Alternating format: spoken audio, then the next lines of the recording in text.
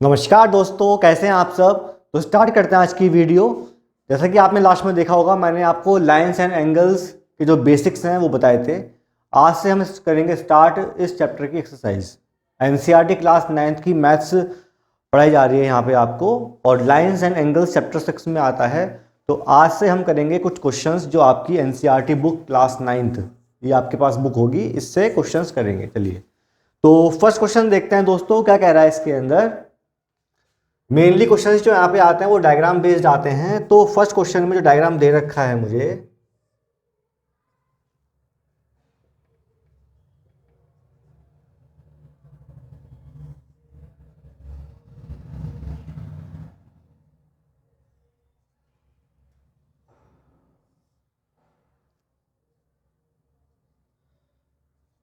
आपको ये डायग्राम दे रखा है यहाँ पर, और जो गिवन चीज़ है इसके अंदर वो कह रहा है कि जैसे कि angle A O C plus angle B O E is equal to 70 degree, angle B O D is equal to 40 degree.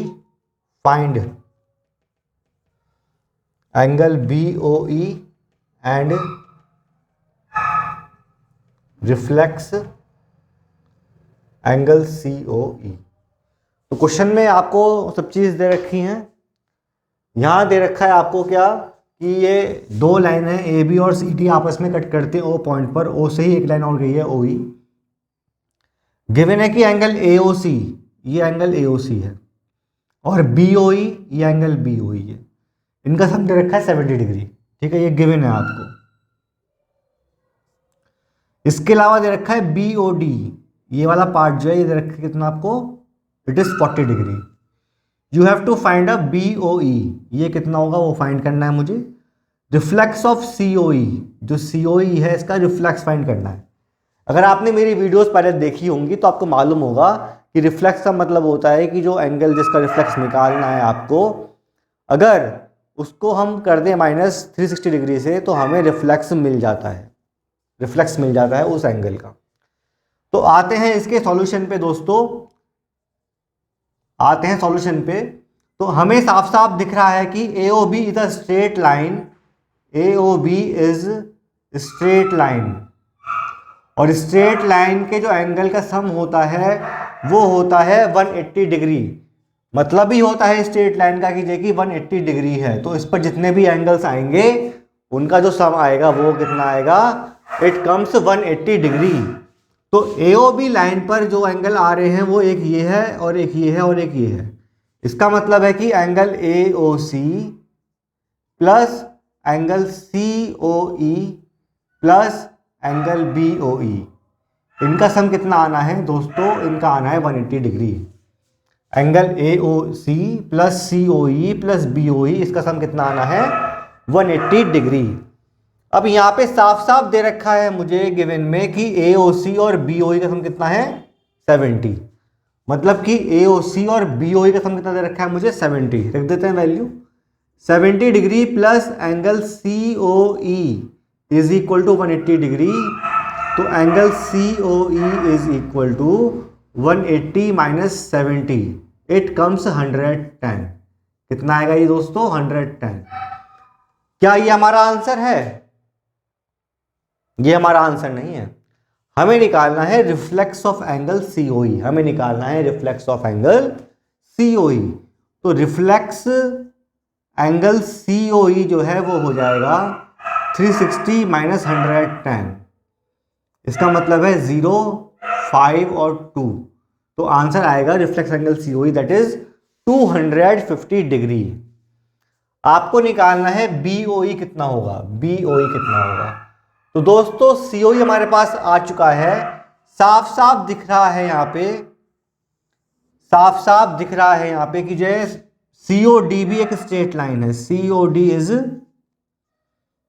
Straight line, C O D is straight line. Straight line की जो angles का सम कितना होता है 180। मतलब कि angle C O E plus angle B O E plus angle B O D, कितना आएगा सम इनका 180 डिग्री। आपने सी ओ ई निकाल लिया, कितना आया 110 आया ना। बी ओ ई आपको फाइंड करना है और प्लस बी ओ डी दे रखा है 40 degree is equal to 180 degree. तो यहां से जो है आ जाता है दोस्तों 140 degree plus angle B O E is equal to 180 degree. तो एंगल बी ओ ई आ जाएगा यहां से 180 माइनस का 140, इट कम्स 40 डिग्री। तो दोनों एंगल आ गए ना। हमें निकालना था एंगल बी ओ ई और रिफ्लेक्स एंगल सी ओ ई।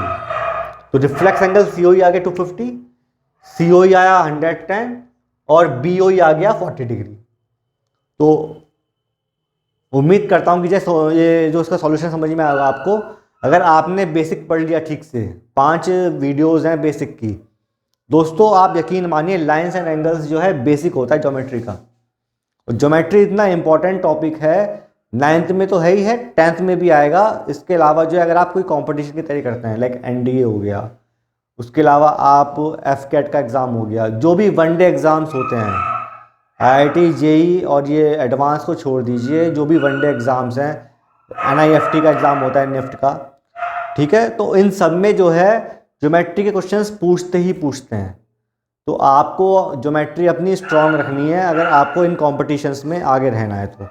और ये बेसिक है, बेसिक अगर स्ट्रांग होगा तो जो इन पे बेस्ड कॉम्प्लेक्स क्वेश्चंस होते हैं, टफ क्वेश्चंस होते हैं, वो आप आराम से कर पाएंगे। अगर आपने जो है यहाँ पर ठीक से नहीं समझा, क्वेश्चन सॉल्व करने की अप्रोच क्या होनी चाहिए वो नहीं समझी, तो आप क्वेश्चन भी ठीक से नहीं सॉल्व कर पाएंगे, आपकी स्पीड भी नहीं बढ़ने की है। बात समझ में आ रही है? तो अभी तो पहले हमें स्पीड पे नहीं जाना, अभी तो हमें क्वेश्चन सॉल्व कैसे होना है उस चीज़ पर करना है फोकस। अगर आप इस चीज़ पे फोकस कर लेंगे तो स्पीड आपकी अपने आप बढ़ जाएगी, प्रैक्टिस करते रहोगे अगर तो, ठीक है। प्रैक्टिस करोगे तो स्पीड भी अपने आप बढ़ जाती है क्वेश्चन सॉल्व करने की। तो देखते हैं नेक्स्ट क्वेश्चन क्या है हमारा।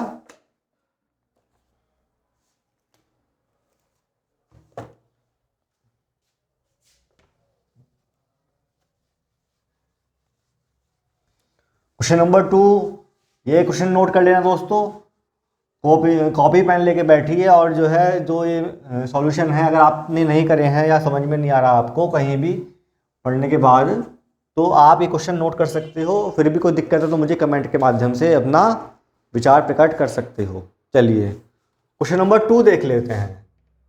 तो 2 में भी हमें डायग्राम दे रखा है यहाँ पर।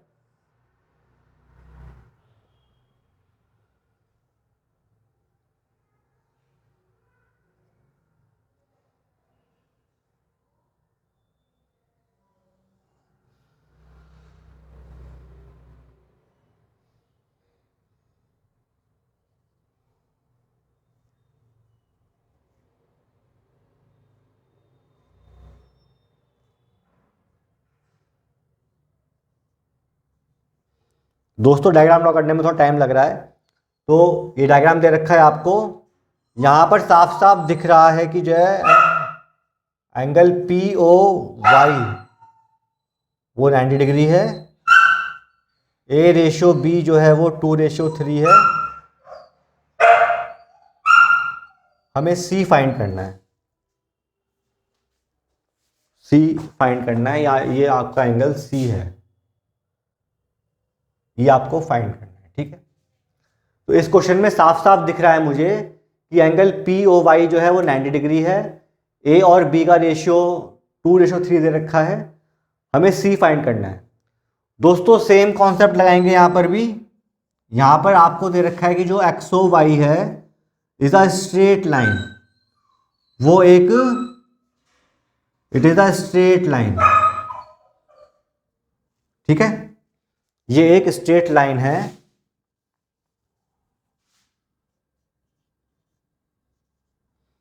और स्ट्रेट लाइन का मतलब ये होता है कि इस पर जो भी एंगल्स आएंगे उनका सम कितना होगा 180।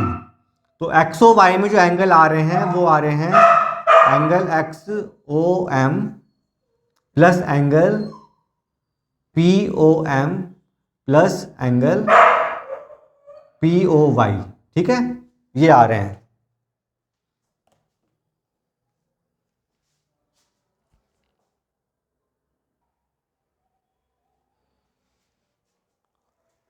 तो यहाँ पे आपको दे रखा है कि एक्स ओ वाई एक स्ट्रेट लाइन है, तो तीन एंगल हैं X O M, P O M और पी ओ वाई, इनका सम जो है कितना आएगा दोस्तों 180 डिग्री आएगा। अब मुझे ये दे रखा है कि जो है जो आपका पी ओ एम है वो ए है ना, और एक्स ओ एम क्या है वो बी है। तो क्या मैं बोल सकता हूँ ए को अगर मैं मान लूँ 2x है तो बी क्या 3x नहीं बोल सकता?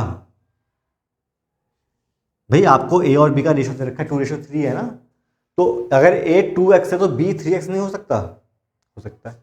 वैल्यूज पुट करते हैं, एक्स ओ एम बी है plus P O M A है plus P O Y 90 degree is equal to 180 degree.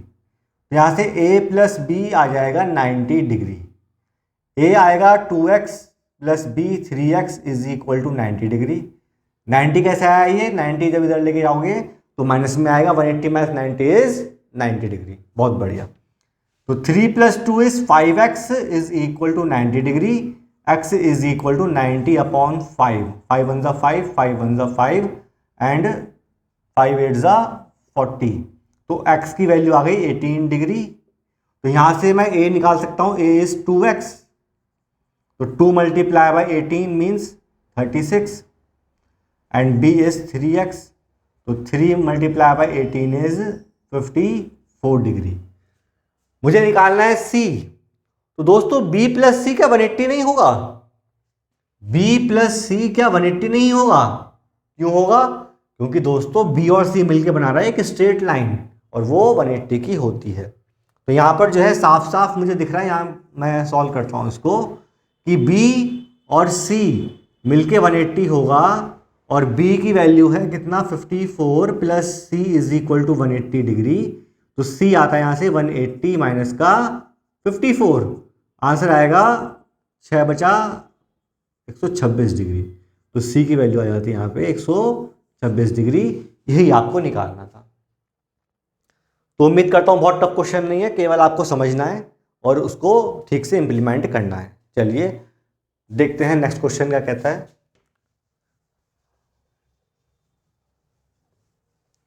दोस्तों कहीं भी डाउट अगर आपको आ रहा है, अभी क्वेश्चन सॉल्व करने में लग रहा है कि हाँ ये क्वेश्चन हमें समझ में नहीं आ रहे हैं, नहीं सॉल्व हो रहे हैं, तो कमेंट के माध्यम से मुझे बताइए आप, तो मैं आपको दोबारा एक क्वेश्चन एक्सप्लेन करूँगा इसी चैनल पे, और कोई रास्ता दूसरा भी निकाला जाएगा जिससे कि आपको ये क्वेश्चन समझ में आए। हमारा मेन जो मकसद है इस चैनल को बनाने का वो ये है कि जो है आप को जो भी दिक्कत है, एक्चुअली जो बच्चे फेस करते हैं, क्या करते हैं, ट्यूशन्स भी जाते हैं, स्कूल भी जाते हैं, अपनी प्रॉब्लम्स को शेयर नहीं कर पाते, और टीचर्स भी जो है ना बहुत फास्ट पढ़ा के जो बेसिक बेसिक चीज़ें वो छोड़ देते हैं। बेसिक्स होता है बहुत इम्पॉर्टेंट, लेकिन बेसिक ही बच्चे नहीं पढ़ पाते। एक बात बताऊं मैं आपको, आज ही मैं एक बच्चे को पढ़ा रहा था, 9th क्लास का बच्चा था वो, तो उसको दे दिया कि बताइए सॉल्व करना है 1028 अपॉन 54, ये इसको डिवाइड करना था, सॉल्व करना था, सिंपलेस्ट फॉर्म में लेके आना था, नहीं कर पाया वो। अब बताइए ये वाली चीज़ मैं 9th क्लास के बच्चे को पढ़ाऊंगा क्या? पढ़ानी पड़ेगी। क्यों? क्योंकि जब नहीं मालूम है तो अगर नहीं बताएंगे और हम इसको स्किप कर देंगे तो बच्चा आगे क्वेश्चन सॉल्व नहीं कर पाएगा। अगर क्वेश्चन इसी पे बेस्ड है, इसके आंसर पे बेस्ड है, तो सॉल्व कैसे हो पाएगा बताइए? तो इसलिए जो है, लेकिन स्कूल में बड़ी बड़ी कोचिंग्स में आपको ये चीज़ नहीं बताई जाएगी, लेकिन दोस्तों यहाँ पर जो है इतनी माइन्यूट चीज़ भी, चाहे बच्चा 9th क्लास का हो, चाहे 10th का हो, चाहे 11th का या 12th का, अगर कहीं प्रॉब्लम आ रही है किसी स्टेज पे तो आप पूछिए, आपको उसका सॉल्यूशन जरूर मिलेगा। मतलब आप एक तरीके से सोचिए, ये सोच सकते हो यहाँ पर आकर कि हाँ भाई ये एक ऐसा चैनल है जहाँ पर हर प्रॉब्लम का सॉल्यूशन है मैथ्स की, कोई भी दिक्कत नहीं बचेगी आप। ठीक है, चलिए तो क्वेश्चन नंबर 3 देखते हैं दोस्तों। यहाँ पे क्वेश्चन नंबर 3 देखते हैं, उसका डायग्राम दे रखा है आपको।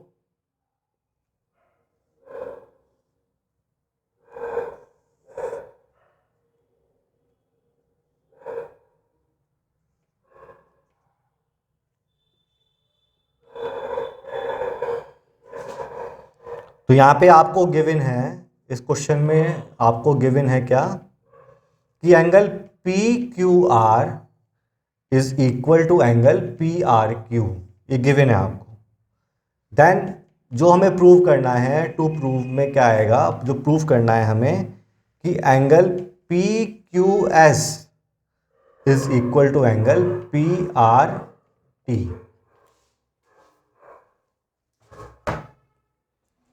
तो आपको गिवन है कि पी क्यू आर, ये वाला एंगल, ये इक्वल टू है पी आर क्यू इसके, ठीक है। तो आपको जो प्रूफ करना है क्या, कि पी क्यू एस, ये वाला एंगल इसके बराबर होगा। दोस्तों क्या टफ दिखाई दे रहा है क्वेश्चन? बिल्कुल भी नहीं। मुझे साफ साफ दिख रहा है यहां पर कि angle P Q S plus angle P Q are वो 180 डिग्री होगा।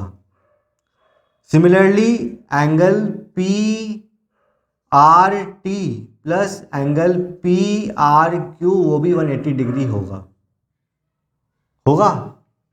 क्यों होगा? क्योंकि ये दोनों मिलके बना रही है straight line.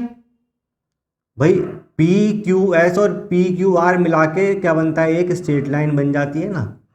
Similarly P R Q और पी आर टी मिलके भी क्या बनाती हैं, एक स्ट्रेट लाइन ही फॉर्म करती हैं। दोनों को इक्वल कर दीजिए, तो मतलब कि angle P Q S plus angle P Q R is equal to angle P R T plus angle P R Q. हमें गिवन क्या है, गिवन है कि P Q R equal to P R Q है। P Q R equal to P R Q है, cut जाएगा ना, equal है तो कट जाएगा। क्या बचा? बचा angle P Q S is equal to angle P R T. यही तो आपको प्रूव करना था, यही तो हमें प्रूव करना था इसमें।